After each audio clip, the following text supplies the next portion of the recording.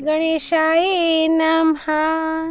नारायणं नमस्कृत्य नरं चैव नरोत्तमं देवीं सरस्वतीं व्यासं ततो जयमुदीरयेत्। संक्षिप्त महाभारत सभा पर्व अध्याय 86 से 88। अध्याय 86 कौरव सभा में द्रौपदी। वैशंपायन जी कहते हैं, जन्मेजय, अब दुर्योधन ने विदुर जी को पुकार कर कहा, विदुर, तुम यहाँ आओ। तुम जाकर पांडवों की प्रियतमा सुंदरी द्रौपदी को शीघ्र ले आओ। वह अभागिनी यहाँ आकर हमारे महल में झाड़ू लगावे और दासियों के साथ रहे। विदुर जी ने कहा, मूर्ख, तुझे पता नहीं है कि तू फांसी में लटक रहा है और मरने वाला है, तभी तो तेरे मुंह से ऐसी बात निकल रही है। अरे, तू इन पांडव सिंहों को क्यों क्रोधित कर रहा है? तेरे सिर पर विषैले सांप क्रोध से फन फैला फैला कर फुफकार रहे हैं, तो उनसे छेड़खानी करके यमपुरी मत जा। देख, द्रौपदी कभी दासी नहीं हो सकती। युधिष्ठिर ने अनधिकार उसे दांव पर लगाया है।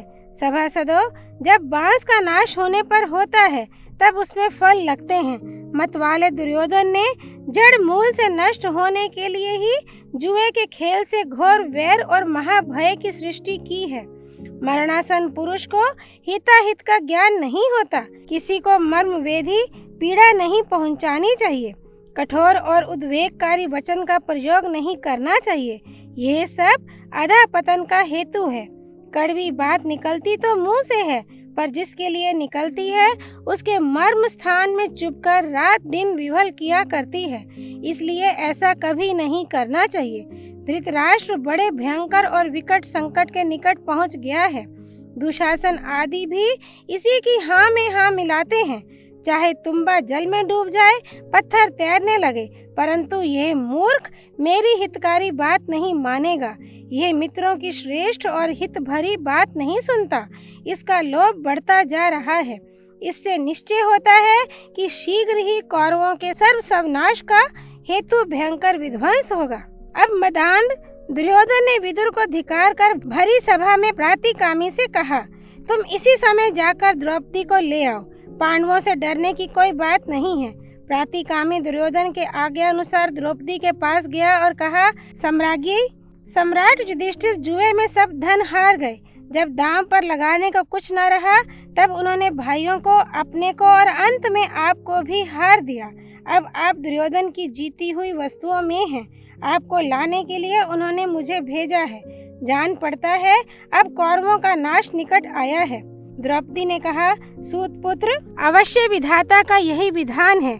बालक वृद्ध सभी पर दुख सुख तो पड़ते ही हैं। जगत में धर्म सबसे बड़ी वस्तु है। यदि हम दृढ़ता से धर्म पर आरूढ़ रहें तो वह हमारी रक्षा करेगा। तुम सभा में जाओ और वहाँ के धर्मात्माओं से पूछो कि ऐसे अवसर पर मुझे क्या करना चाहिए। मैं धर्म का उल्लंघन नहीं करना चाहती। द्रौपदी की बात सुनकर प्रातिकामी सभा में लौट आया और सभासदों से पूछा कि द्रौपदी को क्या उत्तर दें। उस समय सभासदों ने अपना अपना मुंह नीचे कर लिया। दुर्योधन का हठ जानकर किसी ने कुछ उत्तर नहीं दिया। महात्मा पांडव उस समय बड़े दुखी और दीन हो रहे थे। वे सत्य से बंधे होने के कारण क्या करना चाहिए इसका ठीक ठीक निर्णय करने में असमर्थ थे। पांडवों की खिन्नता से लाभ उठाकर दुर्योधन ने कहा, प्रातिकामी, जा, तू द्रौपदी को यहीं ले आ। उसके प्रश्न का उत्तर यहीं दे दिया जाएगा। प्रातिकामी द्रौपदी के क्रोध से भी डरता था। उसने दुर्योधन की बात टालकर सभासदों से फिर पूछा कि मैं द्रौपदी से क्या कहूँ। दुर्योधन को यह बात बहुत बुरी लगी। उसने प्रातिकामी की ओर कठोर दृष्टि से देखकर अपने छोटे भाई दुशासन से कहा, भाई, ये शूद्र प्रातिकामी भीमसेन से डर रहा है, इसलिए तुम स्वयं जाकर द्रौपदी को पकड़ लाओ। ये हारे हुए पांडव तुम्हारा कुछ भी नहीं बिगाड़ सकते। बड़े भाई की आज्ञा सुनते ही दुशासन लाल लाल नेत्र किए वहां से चल पड़ा और पांडवों के निवास स्थान में जाकर द्रौपदी से बोला, कृष्णे, चल, तुझे हमने जीत लिया है। अब लज्जा छोड़कर दुर्योधन को देख। सुंदरी, हमने धर्मता तुझे पा लिया है। अब सभा में चल और कौरवों की सेवा कर। दुशासन की बात सुनकर द्रौपदी का हृदय दुख से भर आया, मुंह मलिन हो गया। वह आर्त भाव से मुंह ढककर राजा धृतराष्ट्र के निवास की ओर दौड़ी। पापी दुशासन ने क्रोध से भरकर उसे डांटा और पीछे से दौड़कर महारानी द्रौपदी के नीले नीले घुंघराले और लंबे बालों को पकड़ लिया। हाय हाय, अभी यही बाल कुछ ही दिनों पहले राजसूय यज्ञ में अभृत स्नान के समय मंत्रपूत जल से सींचे गए थे। दुरात्मा दुशासन पांडवों का तिरस्कार करने के लिए आज उन्हीं बालों को बलपूर्वक पकड़कर द्रौपदी को अनाथ के समान घसीटता चला जा रहा है। द्रौपदी का रोम रोम कांप रहा था, शरीर झुक गया था, वे खींची जा रही थी। द्रौपदी ने धीरे से कहा, अरे मूढ़ दुरात्मा दुशासन, मैं रसवला हूँ, एक ही वस्त्र पहने हूँ, ऐसी अवस्था में मुझे वहाँ ले जाना अनुचित है। दुशासन ने द्रौपदी की बात पर कुछ ध्यान न देकर केशों को और भी जोर से पकड़ा और बोला, द्रुपद की बेटी, तू रसवला हो या एक स्वला, भले ही तू नंगी हो, हमने तुझे जुए में जीता है, तू हमारी दासी है, अब तुझे नीच स्त्रियों के समान हमारी दासियों में रहना पड़ेगा। दुशासन द्रौपदी को सभा में घसीट लाया। दुशासन के घसीटने से द्रौपदी के केश बिखर गए, आधे शरीर से वस्त्र खिसक गया। वह लज्जावश क्रोध से लाल होकर धीरे धीरे बोली, अरे दुष्ट, इस सभा में सभी शास्त्र के ज्ञाता, क्रियावान, इंद्र के समान प्रतिष्ठित मेरे गुरुजन बैठे हैं, इनके सामने इस दशा में मैं कैसे खड़ी हो सकूंगी? अरे दुराचारी, मुझे घसीट मत, नगन मत कर, इस नीच कर्म से तनिक डर तो सही। देख, यदि इंद्र के साथ सारे देवता तेरी सहायता करें तो भी पांडवों के हाथ से तेरा छुटकारा ना होगा। धर्मराज अपने धर्म पर अटल हैं, वे सूक्ष्म धर्म का मर्म जानते हैं, मुझे तो उनमें गुण ही गुण दिखते हैं, तनिक भी दोष नहीं दिखता। हाय हाय, भरत वंश को धिक्कार है, इन कुपुतों ने क्षत्रियत्व का नाश कर दिया। ये सभा में बैठे हुए कौरव अपनी आंखों कुल की मर्यादा का नाश देख रहे हैं। द्रोण, भीष्म और महात्मा विदुर का आत्मबल कहाँ गया? बड़े बूढ़े इस अधर्म को क्यों देख रहे हैं? द्रौपदी ने यह बात क्रोधित पांडवों की ओर कनखियों से देखते देखते ही कही, मानो वह उनके शरीर में दहकती क्रोध अग्नि को और भी धधका रही हो। उस समय पांडवों को जैसा दुख हुआ वैसा संपूर्ण राज्य, धर्म और श्रेष्ठ रत्नों के छिन जाने पर भी नहीं हुआ था। पांडवों की ओर देखते देखकर दुशासन ने और भी जोर से द्रौपदी को घसीटा और ओ दासी कहकर ठठाकर हंसने लगा। कर्ण ने प्रसन्नता से उसकी बात का समर्थन किया और शकुनी ने उसकी प्रशंसा की। इन तीनों के अतिरिक्त सभी सभासद ये क्रूर कर्म देखकर अत्यंत दुखी हुए। द्रौपदी ने कहा, इन छली पापात्माओं ने धूर्तता से धर्मराज को जुआ खेलने के लिए तैयार कर लिया और छल से उन्हें और उनके सर्वस्व को जीत लिया। उन्होंने पहले अपने भाइयों को, तब अपने को हार कर मुझे दांव पर लगाया है। मैं ये जानना चाहती हूँ कि अब उन्हें मुझे दांव पर लगाने का धर्म के अनुसार अधिकार था या नहीं। यहाँ सभा में अनेकों कुरुवंशी बैठे हैं, वे मेरे प्रश्न पर विचार करके ठीक ठीक उत्तर दें। पांडवों का दुख और द्रौपदी की कातरता देखकर धृतराष्ट्र नंदन विकर्ण ने कहा, सभासदों, द्रौपदी के प्रश्न के संबंध में हम सभी लोगों को ठीक ठीक विचार कर उत्तर देना चाहिए। इसमें त्रुटि होने पर हमें नरकगामी होना पड़ेगा। भीष्म पितामह, पिता धृतराष्ट्र और महामती विदुर जी इस विषय में परामर्श करके उत्तर क्यों नहीं दे रहे हैं? आचार्य द्रोण और कृपाचार्य क्यों चुप हैं? ये राजा राग द्वेष छोड़कर क्यों नहीं इस प्रश्न का निर्णय करते? आप लोग पतिव्रता द्रौपदी के प्रश्न पर विचार करके अलग अलग अपना मत प्रकट कीजिए। इस प्रकार विकर्ण के बार बार कहने पर भी किसी ने कुछ नहीं कहा। अब विकर्ण हाथ मलकर लंबी सांस लेता हुआ बोला, कौरवों, ये सभासद उत्तर दें या ना दें, इस विषय में मैं जिस बात को न्याय संगत समझता हूँ वह कहे बिना ना रहूँगा। श्रेष्ठ पुरुषों ने राजाओं के 4 व्यसन बहुत बुरे बतलाए हैं: शिकार, शराब, जुआ और स्त्री प्रसंग में आसक्ति। इनमें संलग्न होने पर मनुष्य का पतन हो जाता है। यहाँ जुआरियों के बुलाने पर राजा युधिष्ठिर ने आकर जुए की आसक्तिवश द्रौपदी को दांव पर लगा दिया। द्रौपदी केवल युधिष्ठिर की ही स्त्री नहीं, उस पर 5 पांडवों का समान अधिकार है। यह बात भी ध्यान देने योग्य है कि युधिष्ठिर ने अपने को हारने के बाद द्रौपदी को दांव पर लगाया, इसलिए मेरे विचार से युधिष्ठिर को यह अधिकार नहीं था कि वे द्रौपदी को दांव पर लगाएं। दूसरी बात यह है कि उन्होंने स्वेच्छा से नहीं, शकुनी की प्रेरणा से उसे दांव पर रखा था। इन सब बातों से मैं तो इस निश्चय पर पहुंचता हूँ कि द्रौपदी जुए में नहीं हारी गई। विकर्ण की बात सुनकर सभी सभासद उसकी प्रशंसा और शकुनी की निंदा करने लगे। चारों ओर कोलाहल होने लगा। शांति होने पर कर्ण ने क्रोध में भरकर विकर्ण का हाथ पकड़ लिया और बोला, विकर्ण, तू इतनी उल्टी बातें क्यों कर रहा है? मालूम होता है कि तू अरणि से उत्पन्न अग्नि के समान अपने वंश का ही सत्यानाश करना चाहता है। द्रौपदी के बार बार पूछने पर भी कोई सभासद उत्तर नहीं दे रहा है। इसका अर्थ ये है कि सब लोग उसको धर्म के अनुसार जीती हुई मानते हैं। तू बचपन के कारण धीरज खोकर बड़े बूढ़ों की सी बातें बना रहा है। एक तो तू दुर्योधन से छोटा और दूसरे धर्म के मर्म से अनभिज्ञ है। तेरी तुच्छ बुद्धि के निर्णय का महत्व ही क्या है? युधिष्ठिर ने अपना सर्वस्व दांव पर लगाकर हार दिया, तब द्रौपदी बिना जीती कैसे रही?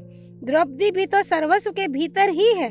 क्या द्रौपदी को दांव पर लगाने में पांडवों की सम्मति नहीं थी? यदि तू ऐसा समझता है कि द्रौपदी को रजस्वला होने के समय सभा में नहीं लाना चाहिए था, तो इसका उत्तर भी सुन। देवताओं ने स्त्री के लिए एक ही पति का विधान किया है। द्रौपदी 5 पतियों की स्त्री होने के कारण निस्संदेह वेश्या है। इसलिए मेरी समझ से इसे एक वस्त्रा अथवा वस्त्रहीना होने पर भी सभा में लाना अनुचित नहीं है। अतः पांडव, उनकी पत्नी द्रौपदी और उनका सब धन जीत लिया गया है। अब कर्ण ने दुशासन की ओर देखकर कहा, दुशासन, विकर्ण बालक होकर बड़े बूढ़ों की सी बातें कर रहा है। इस पर ध्यान मत दो और द्रौपदी तथा पांडवों के सारे वस्त्र उतार लो। कर्ण की बात सुनते ही पांडवों ने अपने ऊपर के वस्त्र उतार डाले और दुशासन बलपूर्वक द्रौपदी का वस्त्र उतारने का प्रयत्न करने लगा। जिस समय दुशासन द्रौपदी का वस्त्र खींचने लगा, द्रौपदी भगवान श्री कृष्ण का स्मरण करके मन ही मन प्रार्थना करने लगी, हे गोविंद, हे द्वारकावासी, हे सच्चिदानंद स्वरूप प्रेम घन, हे गोपी जन वल्लभ, हे सर्वशक्तिमान प्रभो, कौरव मुझे अपमानित कर रहे हैं। क्या ये बात आपको मालूम नहीं है? हे नाथ, हे रमानाथ, हे व्रजनाथ, हे आरती नाशन जनार्दन, मैं कौरवों के समुद्र में डूब रही हूँ। आप मेरी रक्षा कीजिए। हे कृष्ण, आप सच्चिदानंद स्वरूप महायोगी हैं। आप सर्व स्वरूप एवं सबके जीवन दाता हैं। गोविंद, मैं कौरवों से घिरकर बड़े संकट में पड़ गई हूँ। आपकी शरण में हूँ। आप मेरी रक्षा कीजिए। द्रौपदी त्रिभुवनपति भगवान श्री कृष्ण के स्मरण में तन्मय हो मुंह ढककर रोने लगी। उसकी आर्त पुकार भगवान श्री कृष्ण के पास पहुंची। उनका हृदय करुणा से भर आया। भक्तवत्सल प्रभु प्रेम परवश होकर द्वारका की सेज, भोजन और लक्ष्मी को भी भूल गए और दौड़े दौड़े द्रौपदी के पास पहुंचे। उस समय द्रौपदी अपनी रक्षा के लिए हे कृष्ण, हे विष्णु, हे हरे, इस प्रकार पुकार पुकार कर छटपटा रही थी। धर्म स्वरूप भगवान श्री कृष्ण ने गुप्त रूप से वहां आकर बहुत से सुंदर वस्त्रों से द्रौपदी को सुरक्षित कर दिया। दुरात्मा दुशासन द्रौपदी को नंगी करने के लिए वस्त्रों को जितना ही खींचता, उतनी ही वस्त्रों की बढ़ती होती जाती। इस प्रकार रंग बिरंगे बहुत से वस्त्रों का ढेर लग गया। धन्य है, धर्म की महिमा अद्भुत है। श्री कृष्ण की कृपा अनिर्वचनीय है। चारों ओर सभा में हलचल मच गई। ये अद्भुत घटना देखकर सभी सभासद स्पष्ट रूप से दुशासन को धिक्कारने और द्रौपदी की प्रशंसा करने लगे। उस समय भीमसेन के दोनों होंठ क्रोध से कांप रहे थे। उन्होंने भरी सभा में हाथ से हाथ मलकर गरजते हुए शपथ ली, देश देशांतर के नृपति गण, ध्यान से मेरी बात सुने। ऐसी बात न कभी किसी ने कही होगी और न कोई आगे कहेगा। मैं जो कुछ कह रहा हूँ, यदि वैसा ही ना करूँ तो मुझे अपने पूर्व पुरुषों की गति ना मिले। मैं शपथ खाकर कहता हूँ कि मैं रणभूमि में भरत कुल कलंक पापी दुरात्मा दुशासन की छाती फाड़ डालूंगा और उसका गरम गरम खून पीऊंगा। भीमसेन की भीषण प्रतिज्ञा सुनकर सभी के रोंगटे खड़े हो गए। सभी सभासद भीमसेन की भूरी भूरी प्रशंसा और दुशासन की निंदा करने लगे। अब तक दुशासन द्रौपदी का वस्त्र खींचते खींचते थक गया था। वस्त्रों का ढेर लग गया और वह अपनी असमर्थता पर खींचकर लज्जा के मारे बैठ गया। चारों ओर तहलका मच गया। दुशासन के लिए सबके मुंह से धिक्कार धिक्कार के शब्द निकलने लगे। लोग कहने लगे कि कौरव द्रौपदी के प्रश्नों का उत्तर क्यों नहीं देते? हाय हाय, ये तो बड़े खेद की बात है। अब धर्म के मर्मज्ञ विदुर जी ने हाथ उठाकर सबको शांत करते हुए कहा, सभासद वृंद, द्रौपदी आप लोगों के सामने प्रश्न रखकर अनाथ के समान रो रही है, परंतु आप लोगों में से कोई भी उसके प्रश्न का उत्तर नहीं देता। ये अधर्म है। आर्त पुरुष दुखाग्नि से जलकर ही सभा की शरण लेता है। सभासदों को चाहिए कि सत्य और धर्म का आश्रय लेकर उसे शांति दें। श्रेष्ठ पुरुषों को सत्य के अनुसार धर्म संबंधी प्रश्नों की मीमांसा अवश्य करनी चाहिए। विकर्ण ने अपनी बुद्धि के अनुसार उत्तर दे दिया है। अब आप लोग भी राग द्वेष के वेग को रोककर द्रौपदी के प्रश्न का उचित उत्तर दीजिए। जो धर्मज्ञ पुरुष सभा में जाकर किसी के प्रश्न का उत्तर नहीं देता, उसको आधा झूठ बोलने का पाप लगता है। जो झूठी बात कहता है, उसके संबंध में तो कहना ही क्या। इस विषय में मैं आप लोगों को एक इतिहास सुनाता हूँ। वह इतिहास यह है कि एक बार दैत्यराज प्रहलाद के पुत्र विरोचन और अंगिरा ऋषि के पुत्र सुधन्वा ने एक कन्या प्राप्त करने के लिए आपस में विवाद कर लिया और मैं श्रेष्ठ हूँ ऐसी प्रतिज्ञा करके दोनों ने प्राणों की बाजी लगा ली। इस विवाद का निर्णय करने के लिए दोनों ने प्रहलाद जी को ही चुना। उनके पास जाकर दोनों ने पूछा, आप ठीक निर्णय दीजिए कि हम दोनों में श्रेष्ठ कौन है। प्रहलाद जी बड़े असमंजस में पड़ गए। एक और पुत्र के प्राण और दूसरी ओर धर्म। कुछ भी निश्चय न कर सकने के कारण प्रहलाद जी महर्षि कश्यप के पास गए और उनसे पूछा, महाभाग, आप देवता, असुर और ब्राह्मणों का धर्म जानते हैं। मैं इस समय बड़े धर्म संकट में हूँ। आप कृपा करके यह बतलाइए कि किसी प्रश्न का उत्तर ना देने से तथा जानबूझकर कुछ का कुछ उत्तर देने से क्या गति होती है। महर्षि कश्यप ने कहा, जो जानबूझकर राग द्वेष अथवा भय के कारण ठीक उत्तर नहीं देता अथवा जो गवाही देने में ढिलाई करता है या कुछ का कुछ कह देता है, वह वरुण के सहस्र पाशों से बांधा जाता है। प्रत्येक वर्ष में उसके पास की एक गांठ खुलती है। इसलिए जिसे सत्य का सुस्पष्ट ज्ञान हो, उसे सत्य ही बोलना चाहिए। जिस सभा में अधर्म से धर्म को दबा दिया जाता है और वहाँ के सभासद अधर्म को नहीं हटाते, तो सभासद ही पाप भागी होते हैं। जिस सभा में निंदित पुरुष की निंदा नहीं होती, वहाँ सभापति को उसके अधर्म का आधा, करने वाले को चौथाई और अन्य सभासदों को भी पाप का चौथाई भाग प्राप्त होता है। जहाँ निंदित पुरुष की निंदा होती है, वहाँ सभापति और सदस्य पाप मुक्त रहते हैं। सारा पाप केवल कर्ता को ही लगता है। प्रहलाद, जो जानबूझकर प्रश्न का उत्तर धर्म के प्रतिकूल देते हैं, उनकी आगे पीछे की 7 पीढ़ियां और श्रोत समार्थ आदि शुभ कर्म नष्ट हो जाते हैं। साथियों से धोखा खाने पर मनुष्य को बहुत बड़ा दुख होता है। जो पुरुष झूठ बोलता है, उसे उससे भी अधिक दुख भोगना पड़ता है। प्रत्यक्ष देखकर, सुनकर और धारणा से भी गवाही दी जा सकती है। सत्यवादी साक्षी के धर्म और अर्थ नष्ट नहीं होते। सभासदों, कश्यप जी की बात सुनकर दैत्यराज प्रहलाद ने अपने पुत्र से कहा, बेटा विरोचन, सुधन्वा के पिता अंगिरा मुझसे श्रेष्ठ हैं। सुधन्वा की माता तुम्हारी माता से श्रेष्ठ हैं और सुधन्वा तुमसे श्रेष्ठ हैं। इसलिए अब ये सुधन्वा ही तुम्हारे प्राणों के स्वामी हैं। ये चाहे तुम्हारे प्राण ले ले और चाहे छोड़ दे।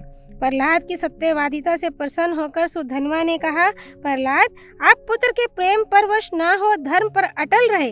इसलिए मैं आपके पुत्र विरोचन को आशीर्वाद देता हूँ कि वह 100 वर्ष तक जीवित रहे।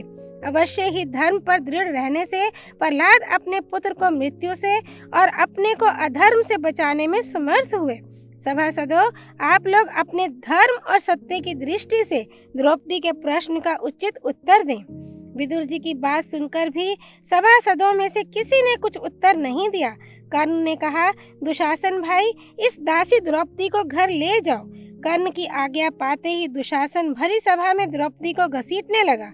वह लज्जावश कांपने लगी और पांडवों की ओर देखकर बोली, पहले जब महल में मुझे वायु छू जाया करती, तब पांडवों से सहन नहीं होता। आज ये दुरात्मा भरी सभा में मुझे घसीट रहा है, पर वे शांत भाव से बैठे सह रहे हैं। मैं कौरवों की पुत्री के समान पुत्र वधू हूँ, पर वे मुझे इस कलेश में पड़ी देख जूं तक नहीं करते। यही समय का फेर है। इससे अधिक दयनीय बात और क्या होगी कि मैं आज भरी सभा में घसीटी जा रही हूँ। आज राजाओं का धर्म कहाँ गया? धर्मपरायणा स्त्री को इस प्रकार सभा में लाकर कौरवों ने अपना सनातन धर्म नष्ट किया है। मैं पांडवों की सहधर्मिणी, धृष्टद्युम्न की बहन और श्री कृष्ण की कृपा पात्र हूँ। हाय, ना जाने क्यों आज मेरी दुर्दशा की जा रही है। कौरवों, मैं धर्मराज की पत्नी और शतरानी हूँ। तुम मुझे दासी बनाओ चाहे अदासी, जो कहो करूँगी, परंतु ये दुशासन कौरवों की कीर्ति में कलंक कालिमा लगाकर मुझे जो दुख दे रहा है उसे मैं नहीं सह सकती। तुम लोग मुझे जीती हुई समझते हो या नहीं? स्पष्ट बतला दो, मैं वैसा ही करूँगी। भीष्म पितामह ने कहा, कल्याणी, धर्म की गति बड़ी गहन है। बड़े बड़े विद्वान बुद्धिमान भी उसका रहस्य समझने में भूल कर जाते हैं। जो धर्म सबसे बलवान और सर्वोपरि है, वही अधर्म के उत्थान के समय दब जाता है। तुम्हारा प्रश्न बड़ा सूक्ष्म, गहन और गौरवपूर्ण है। कोई भी निश्चय पूर्वक इसका निर्णय नहीं दे सकता। इस समय कौरव लोभ और मोह के वश हो गए हैं। यह इस बात की सूचना है कि शीघ्र ही कुरुकुल का नाश हो जाएगा। तुम जिस कुल की बहू हो, उस कुल के लोग बड़े बड़े दुख सहकर भी धर्म मार्ग से नहीं डिगते। इसी से इस दुर्दशा में पड़कर भी तुम्हारा धर्म की ओर देखना इस कुल के अनुरूप ही है। धर्म के मर्मज्ञ द्रोण, कृप आदि इस समय सिर झुकाकर प्राणहीन के समान सुन बैठे हैं।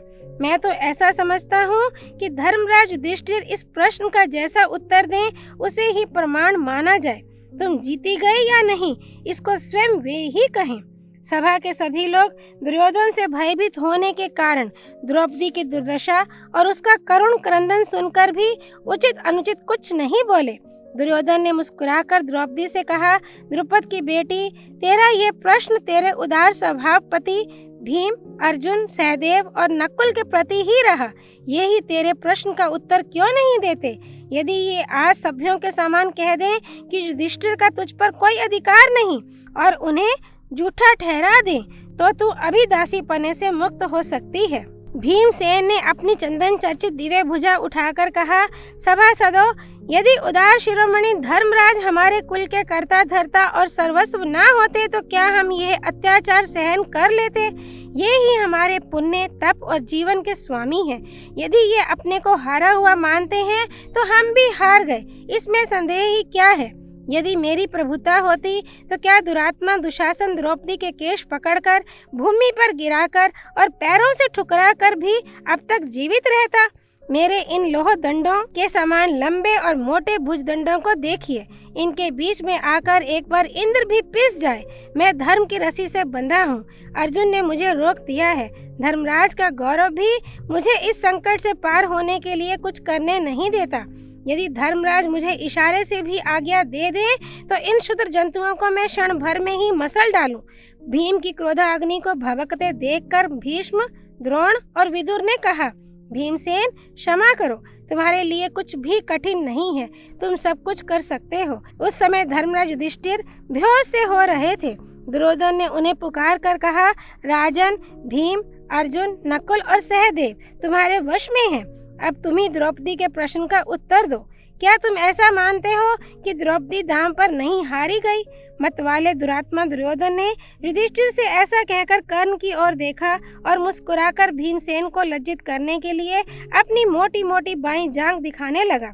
भीमसेन की आंखें क्रोध से लाल हो गईं। उन्होंने चिल्लाकर सभा मंडप को प्रतिध्वनित करते हुए कहा, दुर्योधन सुन, यदि महायुद्ध में तेरी ये जांघ भीमसेन ने अपनी गदा से नहीं तोड़ दी तो वह अपने पूर्व पुरुषों के समान सद्गति ना प्राप्त करे। उस समय क्रोध से भरे भीमसेन के रोम रोम से चिंगारियां निकल रही थीं। विदुर जी ने कहा, राजाओं देखो, इस समय भीमसेन ने बड़ा भय उपस्थित कर दिया है। अवश्य ही आज का प्रसंग भरत वंश के अनर्थ का मूल है। धृतराष्ट्र कुमारों, तुम्हारा ये जुआ अन्याय से भरा है, तभी तो तुम भरी सभा में स्त्री के लिए लड़ झगड़ रहे हो। तुमने अपना सारा मंगल खो दिया। तुम्हारी मति गति खोटे कामों में ही रहती है। भरी सभा में धर्म का उल्लंघन करने से सारी सभा को दोष लगता है। धर्म पर विचार करो। यदि युधिष्ठिर अपने को हारने से पहले द्रौपदी को दांव पर रखते तो वे अवश्य ही द्रौपदी को हार सकते थे। पहले अपने शरीर को हार जाने के कारण उन्हें द्रौपदी को दांव पर रखने का अधिकार ही नहीं रह गया था। द्रौपदी को हमने जीत लिया, यह तुम्हारा एक स्वप्न है। शकुनी की बातों में आकर धर्म का नाश मत करो। इस प्रकार प्रश्नोत्तर हो ही रहे थे कि धृतराष्ट्र की यज्ञशाला में बहुत से गीदड़ इकट्ठे होकर हुआ हुआ करने लगे, गधे रेंकने लगे और पक्षीगण उड़ उड़कर चिल्लाने लगे। ये भयानक कोलाहल सुनकर गांधारी डर गईं। भीष्म, द्रोण और कृपाचार्य स्वस्ति स्वस्ति कहने लगे। विदुर और गांधारी घबराकर राजा धृतराष्ट्र को इसकी सूचना दी। धृतराष्ट्र ने दुर्योधन से कहा, रे दुर्विनीत, तेरा तो एक बार की सत्यानाश हो गया। अरे दुर्बुद्धे, तू कुरुकुल की महिला और पांडवों की राजरानी को सभा में लाकर बातें बना रहा है। धृतराष्ट्र ने कुछ सोच विचार कर द्रौपदी को समझाते हुए कहा, बहू, तुम परम पतिव्रता और मेरी पुत्र वधुओं में सर्वश्रेष्ठ हो। तुम्हारी जो इच्छा हो मुझसे मांग लो। द्रौपदी ने कहा, राजन, यदि आप मुझे वर देते हैं तो मैं यह मांगती हूँ कि धर्मात्मा सम्राट युधिष्ठिर दासत्व से मुक्त हो जाएं, जिससे मेरे पुत्र प्रतिविंध्य को अज्ञानवश कोई दास पुत्र ना कहे। धृतराष्ट्र ने कहा, कल्याणी, तुम्हारी इच्छा पूर्ण हुई। अब तुम और वर मांगो, क्योंकि तुम एक ही वर पाने योग्य नहीं हो। द्रौपदी ने कहा, मैं दूसरा वर यह मांगती हूँ कि रथ और धनुष के साथ भीमसेन, अर्जुन, नकुल और सहदेव भी दासत्व से छूटकर स्वाधीन हो जाएं। धृतराष्ट्र ने कहा, सौभाग्यवती बहू, तुम्हारी इच्छा पूर्ण हो, परंतु इतने से ही तुम्हारा सत्कार नहीं हुआ, तुम और भी वर मांगो। द्रौपदी ने कहा, महाराज, अधिक लोभ से धर्म का नाश होता है। तीसरा वर मांगने के लिए मेरे चित्त में उत्साह नहीं है और ना तो मैं उसकी अधिकारिणी हूँ। शास्त्र के अनुसार वैश्य को 1, क्षत्रिय स्त्री को 2, क्षत्रियो को 3 और ब्राह्मण को 100 वर लेने का अधिकार है। इस समय मेरे पति दासता के दलदल में फंसकर भी छूट गए हैं। अब वे स्वयं सत्कर्म से शुभ पदार्थ प्राप्त कर लेंगे। द्रौपदी की बुद्धिमानी देखकर कर्ण उसकी प्रशंसा करने लगा। भीमसेन ने युधिष्ठिर से कहा, राजेंद्र, मैं अपने शत्रुओं को यहीं या यहाँ से निकलते ही मार डालूंगा। उस समय क्रोध के मारे भीमसेन का रोम रोम आग उगल रहा था, भौहें चढ़ रही थी और मुख विकट हो गया था।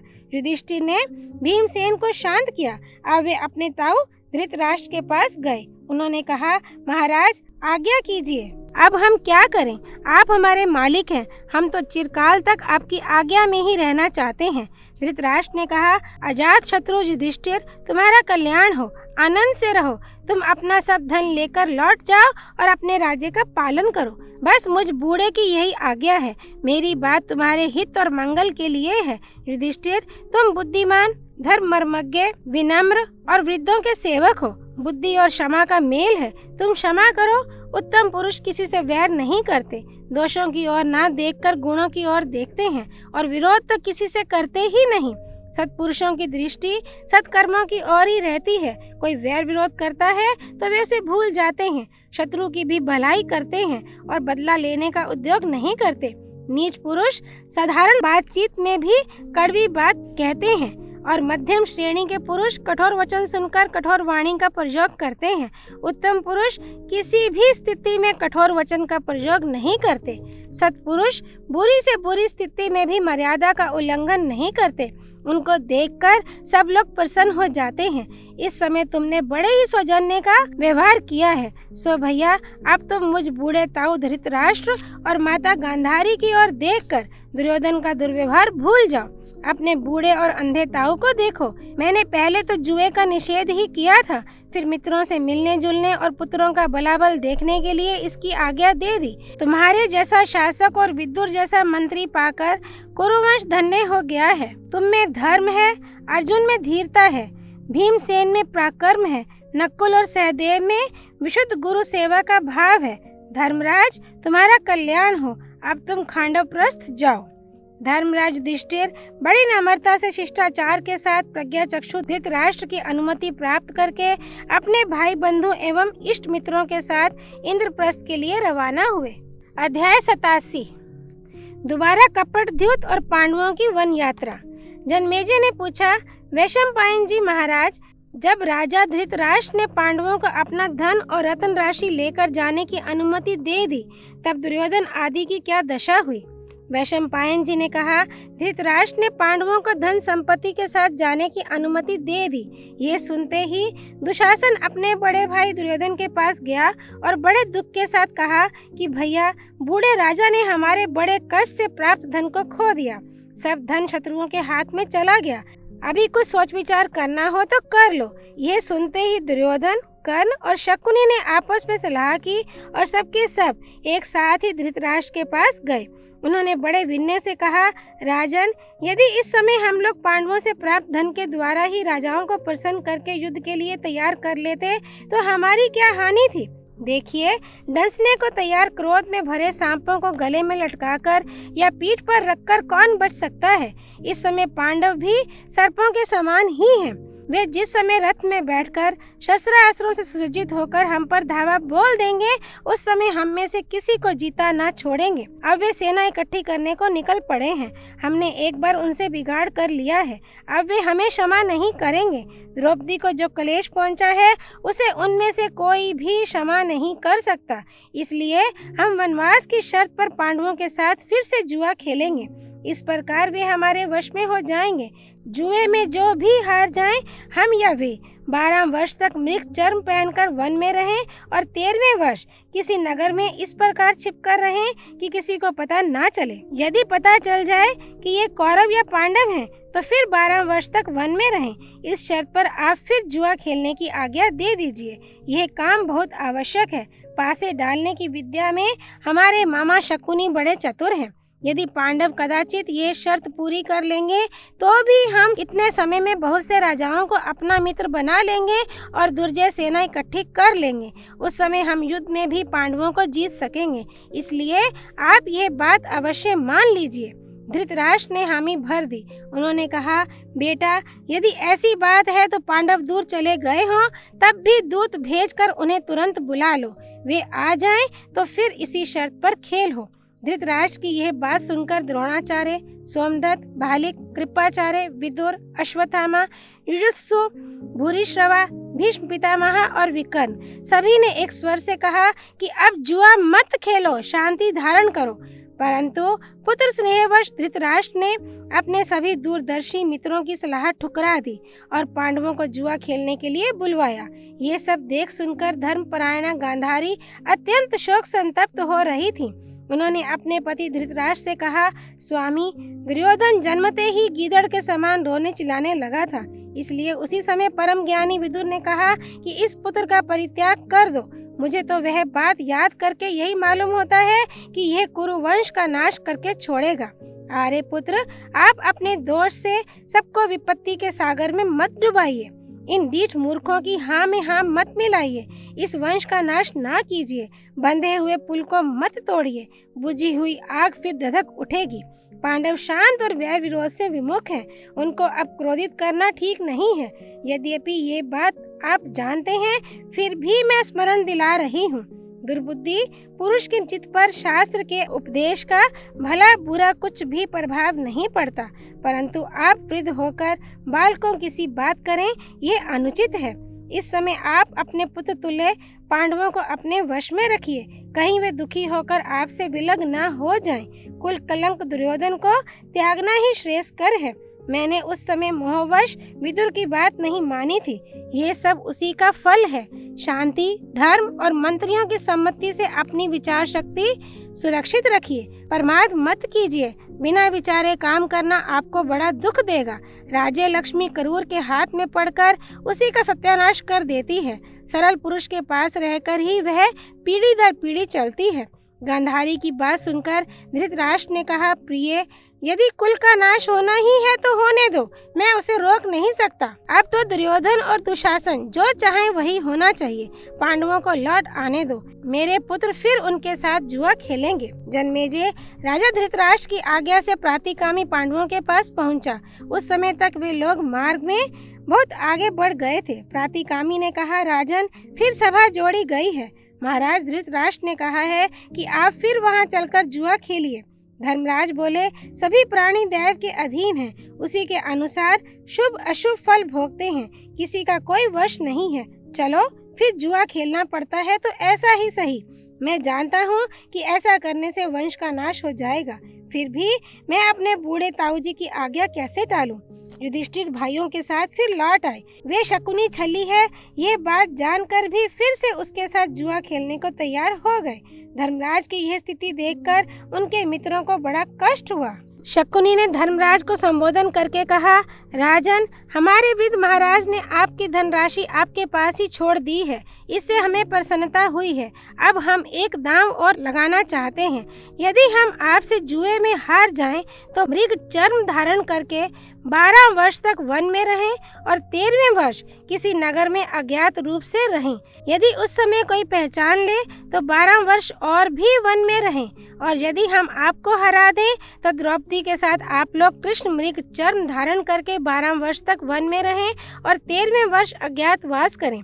यदि उस समय कोई पहचान ले तो फिर 12 वर्ष वन में रहना होगा। इस प्रकार 13 वर्ष पूरे होने पर आप या हम उचित रीति से अपना अपना राज्य ले लेंगे। इसी शर्त पर हम लोग फिर पासे खेलें। शकुनी की बात सुनकर सभी सभासद खिन्न हो गए। वे बड़े उद्वेग से हाथ उठाकर कहने लगे कि अंधे धृतराष्ट्र जुए के कारण आने वाले भय को देख रहे हो या नहीं, परंतु इनके मित्र तो धिक्कार के योग्य हैं, क्योंकि वे समय पर इनको सावधान नहीं कर रहे हैं। सभासदों की यह बात युधिष्ठिर भी सुन रहे थे और वे यह भी समझ रहे थे कि इस बार ये जुए का क्या दुष्परिणाम होगा। फिर भी उन्होंने ये सोचकर कि कौरवों का विनाशकाल समीप आ गया है, जुआ खेलना स्वीकार कर लिया। शकुनी ने उनकी स्वीकृति पाते ही छल से पासे डाले और युधिष्ठिर से कहा, लो, ये दाम मैंने जीत लिया। जुए में हारकर पांडवों ने कृष्ण मृग चर्म धारण किया और वन में जाने के लिए तैयार हो गए। उनको ऐसी स्थिति में देखकर दुशासन कहने लगा कि धन्य है, धन्य है। अब महाराज दुर्योधन का शासन प्रारंभ हो गया। पांडव विपत्ति में पड़ गए। राजा द्रुपद तो बड़े बुद्धिमान हैं। फिर उन्होंने अपनी कन्या पांडवों को कैसे ब्याह दी? अरे, ये पांडव तो नपुंसक हैं। द्रुपद की बेटी, अब तो ये पांडव थोड़े से वस्त्र और मृग चर्म से बड़ी गरीबी के साथ वन में अपना जीवन बिताएंगे। तू अब इनके प्रति प्रेम कैसे रखेगी? अब किसी मनचाहे पुरुष को वर क्यों नहीं लेती? दुशासन बकता ही रहा। भीमसेन ने जोर से ललकार कर कहा कि रे करूर, तूने हमें अपने बाहुबल से नहीं जीता है, छल विद्या के बल पर जीतकर तू शेखी बघार रहा है। ऐसी बात केवल पापी ही कह सकते हैं। तू इस समय कड़वे वचनों के बाण से हमारे मर्म स्थान पर चोट कर ले। मैं रणभूमि में तेरे मर्म स्थानों को काटकर इनकी याद दिलाऊंगा। आज जो लोग क्रोध या लोभ के वश में होकर तेरा पक्षपात कर रहे हैं, तेरे रक्षक बने हुए हैं, उन्हें भी मैं इष्ट मित्रों के सहित यमराज के हवाले करूंगा। इस समय भीमसेन मृग चर्म धारण किए खड़े थे। धर्म के कारण वे शत्रुओं का नाश नहीं कर सकते थे। भीमसेन के ऐसा कहने पर दुशासन भरी सभा में ओ बैल कहकर निर्लज की तरह नाचने कूदने लगा। भीमसेन ने कहा, रे दुष्ट, कटु वचन कहते तुझे शर्म नहीं आती? छल से संपत्ति छीनकर अब बढ़ बढ़ कर बातें बना रहा है।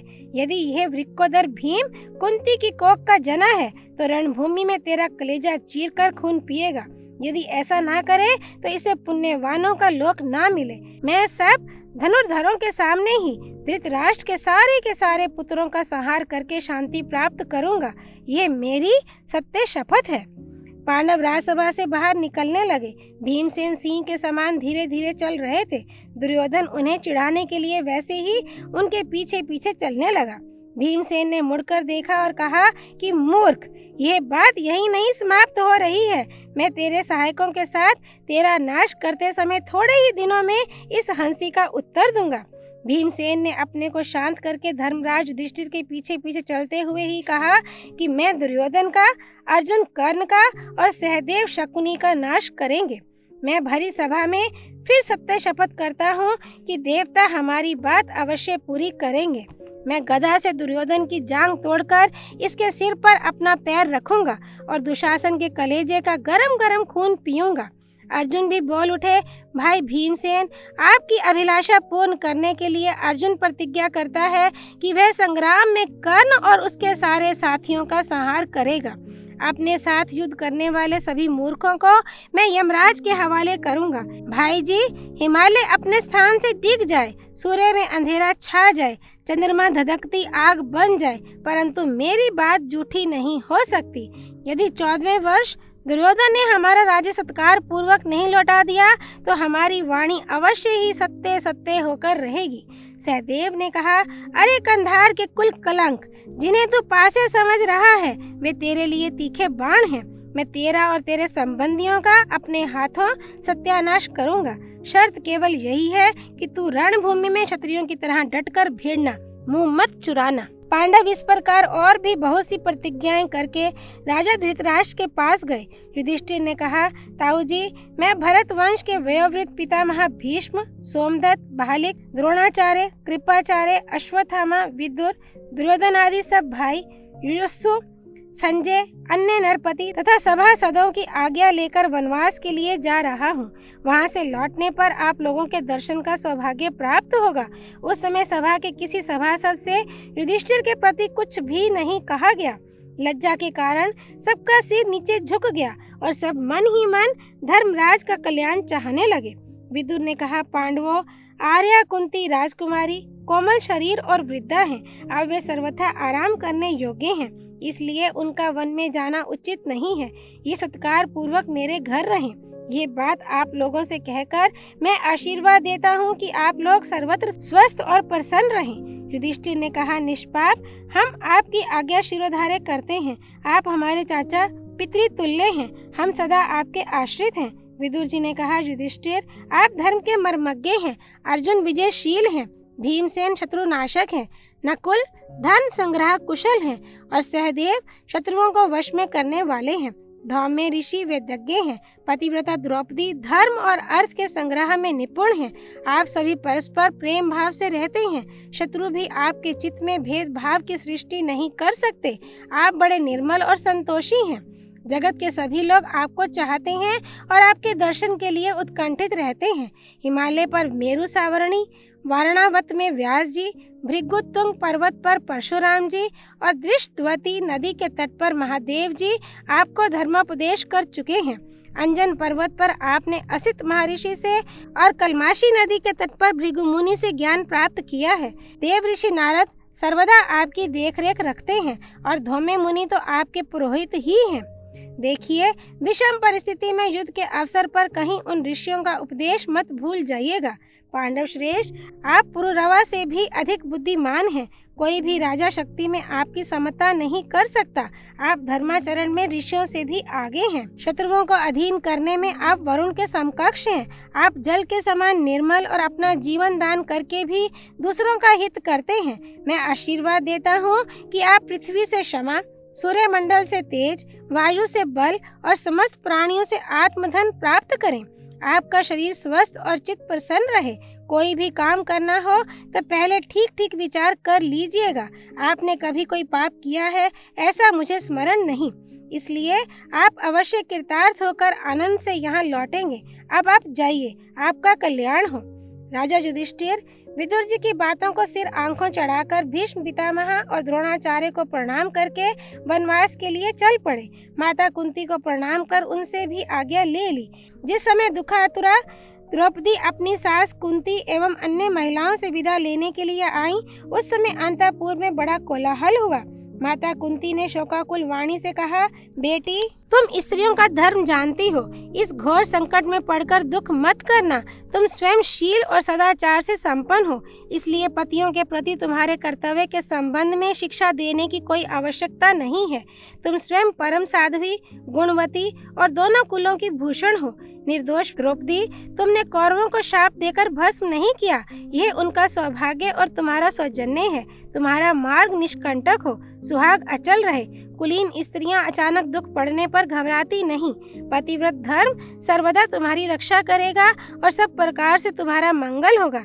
एक बात तुमसे कहनी है, तुम वन में रहते समय मेरे प्यारे पुत्र सहदेव का विशेष ध्यान रखना, कहीं उसे कष्ट ना होने पावे।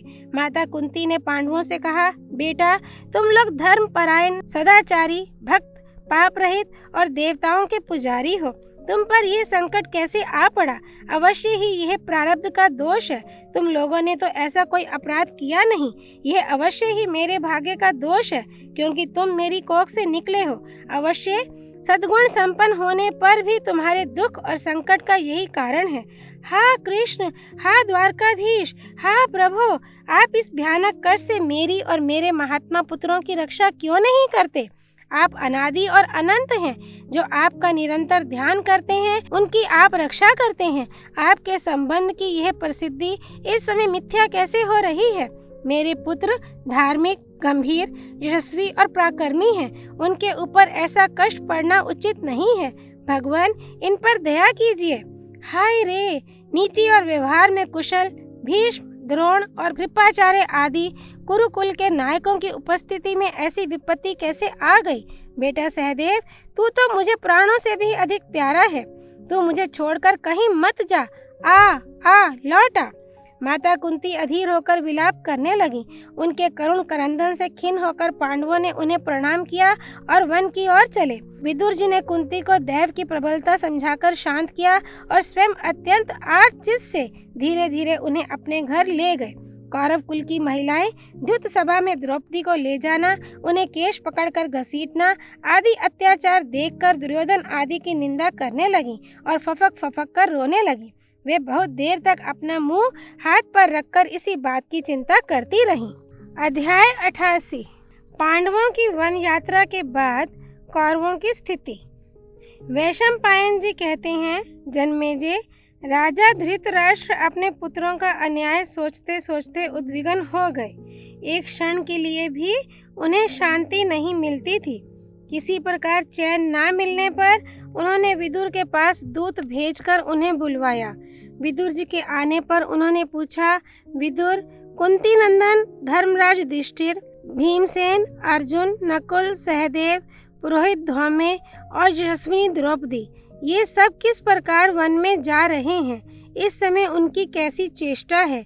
ये सब मैं सुनना चाहता हूँ। विदुर जी ने कहा, महाराज, यह तो स्पष्ट ही है कि आपके पुत्रों ने छल छंद से धर्मराज का राज्य और वैभव छीन लिया है। फिर भी विचारशील धर्मराज की बुद्धि धर्म से विचलित नहीं हुई है। इसी से वे कपट पूर्वक राज्यच्युत किए जाने पर भी आपके पुत्रों पर दया का ही भाव रखते हैं। वे अपने क्रोधपूर्ण नेत्रों को बंद किए हुए हैं। ऐसा इसलिए कि कहीं उनकी लाल लाल आंखों के सामने पड़कर कौरव भस्म ना हो जाएं। इसी से धर्मराज युधिष्ठिर अपना मुंह वस्त्र से ढक कर रास्ते में चल रहे हैं। भीमसेन को अपने बाहुबल का बड़ा अभिमान है। वे अपने को बेजोड़ समझते हैं, इसलिए वे वन गमन के समय शत्रुओं को अपनी बाह फैला कर दिखाते जा रहे हैं कि समय पर मैं अपने बाहुबल का जौहर दिखाऊंगा। कुंती नंदन अर्जुन धर्मराज के पीछे पीछे धूल उड़ाते चल रहे हैं। इस प्रकार वे इस बात की सूचना दे रहे हैं कि युद्ध के समय शत्रुओं पर कैसी बाण वर्षा करेंगे। इस समय जैसे वह धूल अलग अलग उड़ रही है, वैसे ही अर्जुन शत्रुओं पर अलग अलग बाण वर्षा करेंगे। सहदेव ने अपने मुंह पर धूल मल रखी है। युधिष्ठिर के पीछे पीछे चलकर मानो वे यह कह रहे हैं कि कोई मेरा मुंह ना देखे। नकुल ने तो अपने सारे शरीर में ही धूल मल ली है।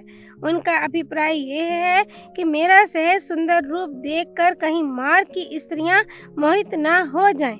द्रौपदी इस समय रसवला हैं। वे एक ही वस्त्र पहने केश खोलकर रोते रोते जा रही हैं। उन्होंने चलते समय कहा है कि जिनके कारण मेरी ये दुर्दशा हुई है, उनकी स्त्रियां भी आज के 14वें वर्ष अपने स्वजनों की मृत्यु से दुखित होकर इसी प्रकार हस्तिनापुर में प्रवेश करेंगी।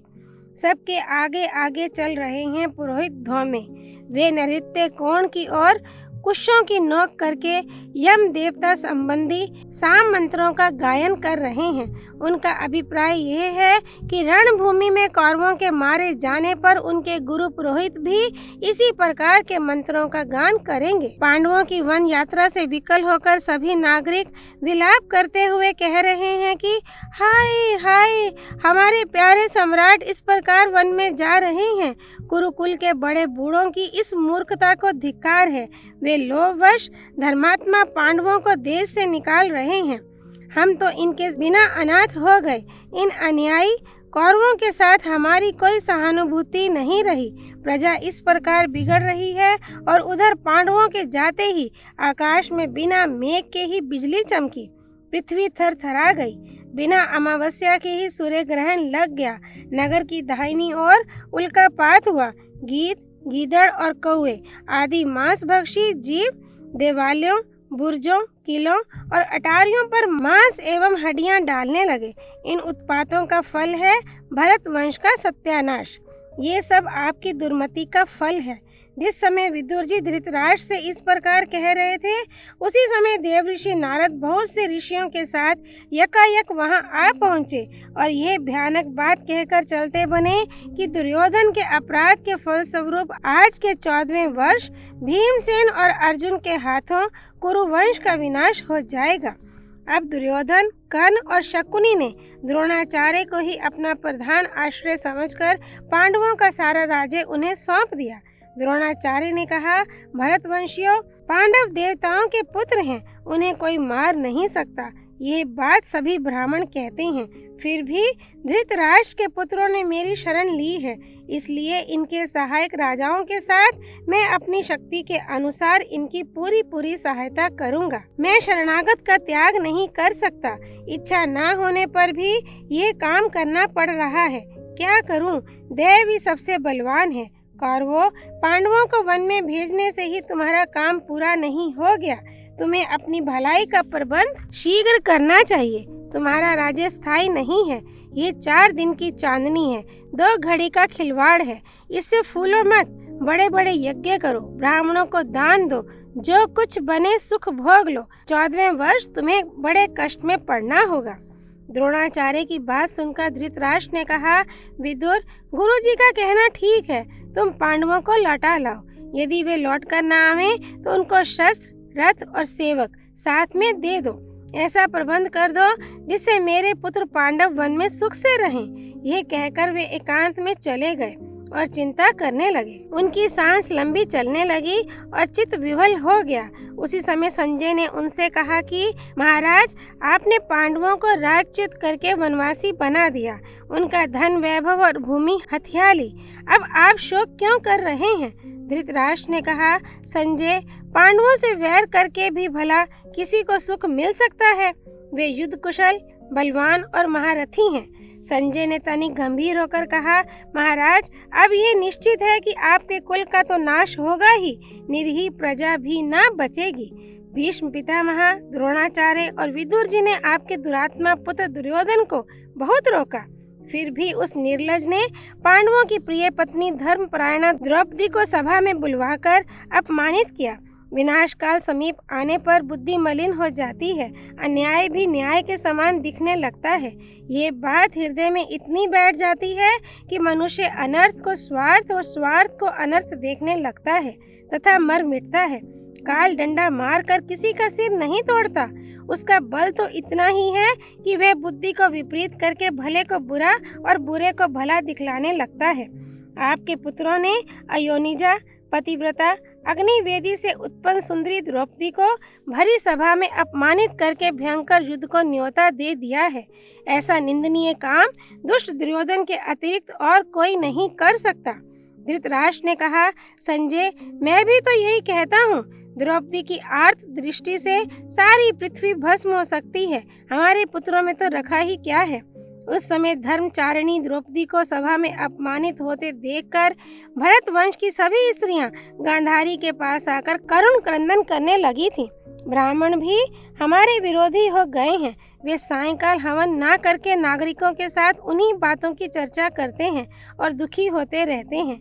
जिस समय भरी सभा में द्रौपदी के वस्त्र खींचे गए थे, उस समय तूफान आ गया, बिजली गिरी, उल्कापात हुआ, बिना अमावस्या के ही सूर्य ग्रहण लग गया। सारी प्रजा भयभीत हो गई थी। रथशाला में आग लग गई, मंदिरों की ध्वजाएं गिरने लगीं, यज्ञशाला में सियारिनें हुआ हुआ करने लगीं, गधे रेंकने लगे। ऐसे अपशकुन देखकर भीष्म, कृपाचार्य, सोमदत्त, बहालिक और द्रोणाचार्य सभा भवन से उठकर चले गए। विदुर की सम्मति से मैंने द्रौपदी को मुंह मांगा वर दिया और पांडवों को इंद्रप्रस्थ जाने की अनुमति दे दी। उसी समय विदुर ने मुझसे कहा था कि द्रौपदी को अपमानित करने के फलस्वरूप भरत वंश का नाश होगा। द्रौपदी देव के द्वारा उत्पन्न एक अनुपम लक्ष्मी है। वह पांडवों के पीछे पीछे फिरती है। यह महान अपमान और क्लेश पांडव, यदुवंशी और पांचाल नहीं सहेंगे, क्योंकि इनके सहायक और रक्षक हैं सत्य प्रतिज्ञा भगवान श्री कृष्ण।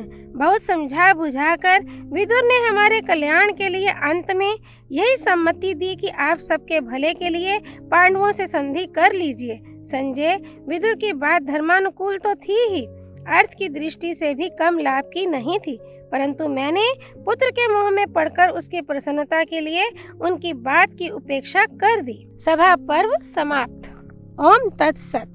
नारायण स्वरूप भगवान श्री कृष्ण की जय। भगवती सरस्वती की जय। भगवान व्यास अवतार परम ऋषि श्री कृष्ण द्वैपायन की जय। श्री हरि अर्पणमस्तु।